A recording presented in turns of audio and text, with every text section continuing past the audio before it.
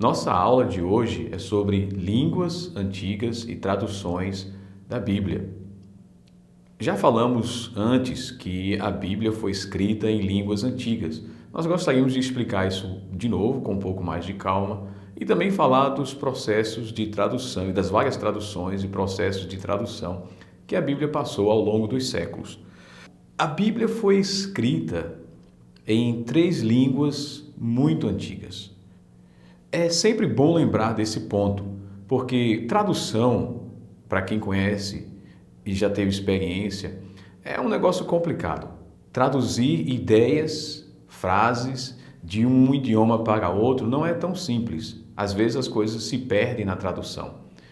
Quando nós estamos falando de línguas antigas, línguas mortas, tão antigas assim, a dificuldade é maior.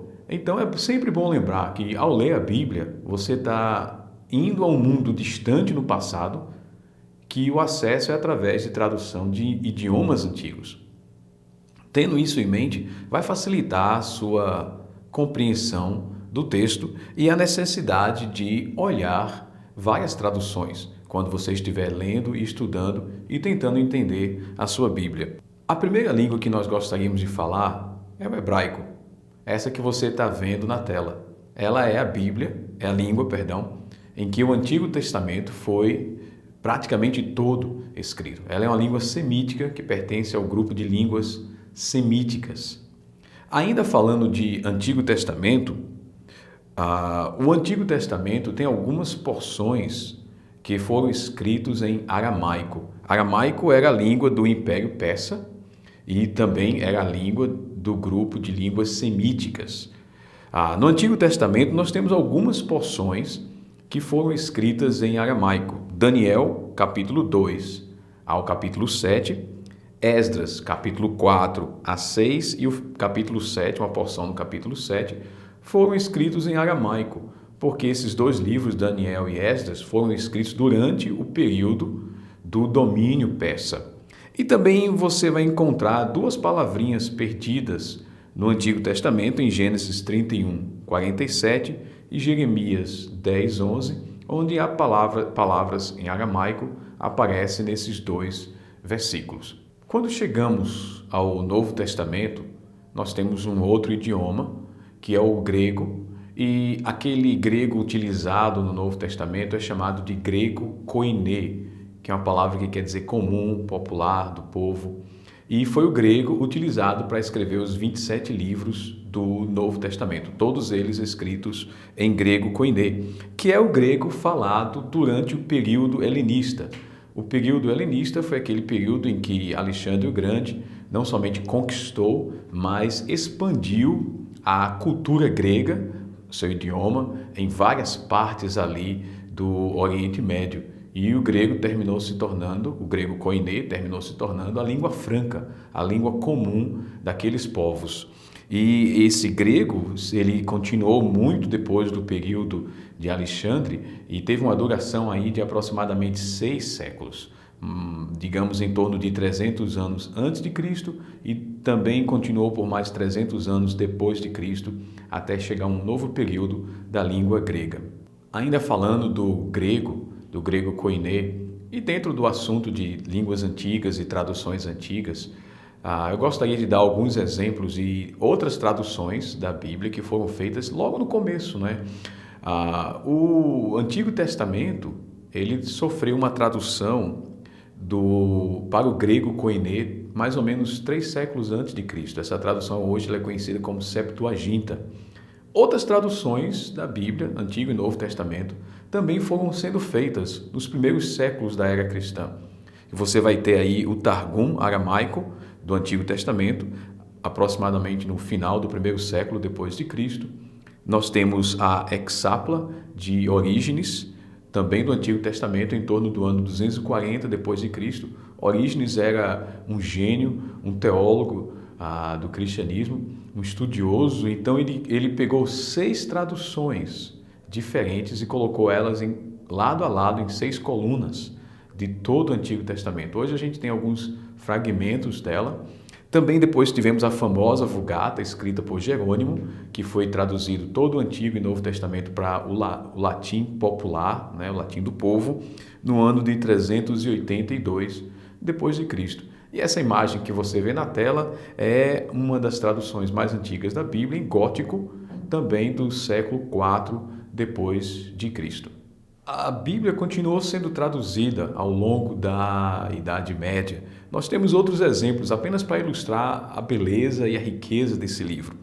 A Bíblia foi traduzida no século XIII depois de Cristo para o francês antigo e foi uma tradução parcial. Também tivemos a Bíblia de Wycliffe em 1383, que foi traduzido para o inglês médio.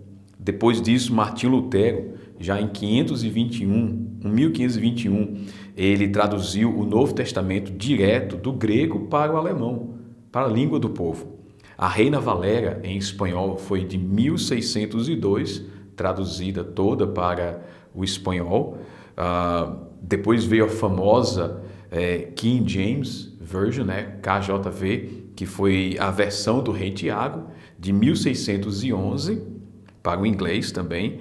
E a nossa João Ferreira de Almeida, o Novo Testamento, foi traduzido, foi concluído em 1681, mas o Antigo Testamento, João Ferreira só conseguiu fazer até o livro de Ezequiel. Um senhor por nome de Jacobus Open den Akar terminou o Antigo Testamento em 1694, foi quando toda a Bíblia em português foi traduzida direto do original. Eu gostaria de salientar que a Reforma Protestante ela trouxe grandes benefícios para o cristianismo, no meu entendimento. Falando de traduções, ela abriu as portas para que o povo pudesse ter acesso às Escrituras Sagradas na sua própria língua. Foi o que Lutero fez, foi o que outros fizeram. E o povo, agora com a Bíblia na sua própria língua, eles podiam estudar, examinar, verificar as doutrinas, e o que antes era restrito a um pequeno grupo do clero católico. E não somente isso, não somente o clero católico tinha acesso às escrituras, mas as escrituras só existiam em latim, que era a língua acadêmica, e poucas pessoas tinham acesso a entender, ler e entender as escrituras. A Reforma Protestante e todos os homens envolvidos, eles estavam firmes na convicção de que o povo deveria ter acesso às Escrituras na sua própria língua, e agradecemos até hoje, porque foi a partir daí que a Bíblia começou a ser traduzida em todas as línguas, onde havia povos interessados em conhecê-la. A Bíblia foi traduzida durante a Idade Média para várias línguas, entre elas o trabalho de João Ferreira de Almeida, que era da Igreja Reformada da Holanda. Ele pôde traduzir quase toda a Bíblia do Novo Testamento e Antigo Testamento das línguas originais para o português. E isso foi uma grande contribuição para os povos de língua portuguesa. E depois disso, outras traduções foram feitas. Nós temos aqui o exemplo da Bíblia Sagrada, tradução brasileira. É uma tradução de 1917, feita aqui em solo brasileiro, onde houve a participação de homens conhecidos e intelectuais e homens ilustres da época, como o famoso Rui Barbosa, José Veríssimo, entre outros que participaram na elaboração do texto em língua portuguesa. Dentro da tradição de João Ferreira de Almeida, houveram outras revisões dessa tradução. Você tem a Revista e Corrigida, edição Revista e Corrigida de João Ferreira de Almeida. Você tem revisão Revista e Atualizada de João Ferreira de Almeida. Você tem Almeida Corrigida e Fiel, e a mais recente é a Almeida Século XXI. Todas essas são traduções dentro da tradição, do trabalho que João Ferreira de Almeida fez, lá séculos atrás. Nós temos outras Bíblias também fora dessa tradição. Nós temos a NVI, Nova Versão Internacional. Temos a NTLH, Nova Tradução da Linguagem de Hoje. A NVT, uma Bíblia recentemente lançada, Nova Versão Transformadora. Bíblia Viva, A Mensagem, entre outras traduções. E só para atualizar mais ainda, a Sociedade Bíblica lançou, o ano passado, a nova Almeida Atualizada. ainda dentro da tradução de Almeida, em que eles fizeram uma nova revisão, ajudaram a sintaxe tornar mais compreensível, tiraram termos obsoletos para facilitar a compreensão do leitor moderno, mas ainda dentro da tradição de João Ferreira de Almeida. Então, o leitor moderno ele tem uma variedade, um leque amplo de traduções protestantes, e nem falamos das traduções católicas, que também tem uma outra gama, que a intenção é ajudá-lo a ler as Escrituras de forma que ele possa entender no português atual. Então, chegando ao final desta aula, você deve estar se perguntando: puxa, tantas traduções, qual é a melhor tradução para mim? Deixe-me dar algumas dicas bem simples. Se você é um novo convertido e você nunca leu a Bíblia antes, eu sugiro comece com uma tradução mais simples, como a NVI ou a Nova Almeida atualizada.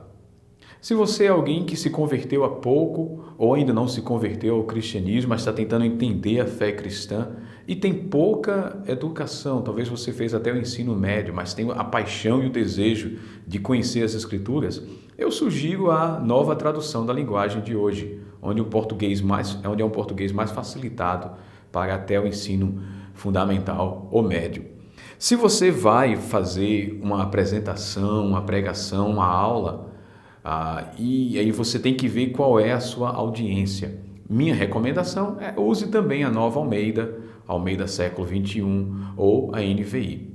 Agora, se você vai sentar e fazer um exame, um estudo pessoal das Escrituras, tentando entender um determinado assunto, uma determinada doutrina, a minha sugestão é um pouco diferente.